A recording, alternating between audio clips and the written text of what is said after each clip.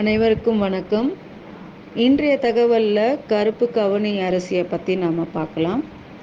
கருப்பு கவனி அரிசியில் ஏராளமான மருத்துவ குணம் இருக்குதுன்னுட்டு சமீபத்தில் நிறைய ஆய்வுகள் மூலம் நம்ம தெரிஞ்சுக்கிட்டோம். அதனாலேயே நிறைய பேர் வீடுகளில் இப்போது கருப்பு கவனி அரிசி சாப்பிடும் வழக்கம் ஏற்பட்டுள்ளது. நம்முடைய பாரம்பரிய அரிசி வகையில் கருப்பு நிற அரிசி வகையை சார்ந்தது தான் இந்த கருப்பு கவனி அரிசி.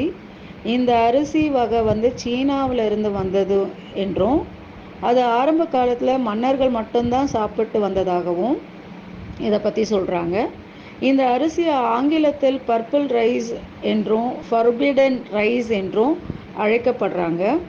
நம்மளுடைய கருப்பு கவனி அரிசியில் இல்லாத சத்துக்களே இல்லை என்று சொல்லலாம்.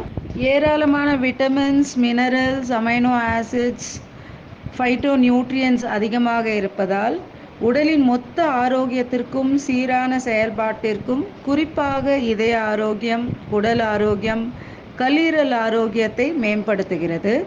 கருப்பு கவனியில் உள்ள ஆன்டி இன்ஃப்ளமேட்டரி பண்புகள் உடலில் உள்ள வீக்கங்களை குறைக்க செய்கிறது. அது மட்டுமல்லாமல் ஆஸ்துமா, சுவாச தொடர்பான பிரச்சனைக்கு கருப்பு கவனி அரிசி மிகவும் உதவியாக இருக்கிறது. உடலில் உள்ள கழிவுகளை சுத்தம் செய்து மலச்சிக்கல் ஏற்படாமலும் நீரிழிவு நோயை கட்டுப்படுத்துவதிலும் முக்கிய பங்கு வகிக்கிறது. உயர் இரத்த அழுத்தம், இரத்த குழாய்களில் அடைப்பு மற்றும் இரத்தம் உறைதலை தடுக்கிறது. எல்டிஎல் என்னும் கெட்ட கொலஸ்ட்ராலை கரைத்து வெளியேற்றி விடுகிறது. நல்ல கொலஸ்ட்ராலை அதிகரிக்கிறது.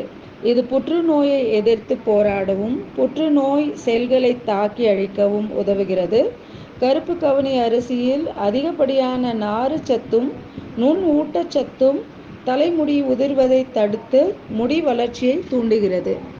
ஒட்டுமொத்த உடல் ஆரோக்கியத்தையும் மேம்படுத்துவதில் கருப்பு கவனி அரிசிக்கு நிகர் கருப்பு கவனி அரிசியே. அதனால் இந்த கருப்பு கவனி அரிசியை நம்மளோட சமையலில் இட்லியாகவோ, தோசையாகவோ, புட்டாகவோ, கஞ்சியாகவோ, இனிப்பு பொங்கலாகவோ, கொழுக்கட்டையாகவோ பயன்படுத்தி நாம் ஆரோக்கியமாக வாழலாம். நன்றி, வணக்கம்.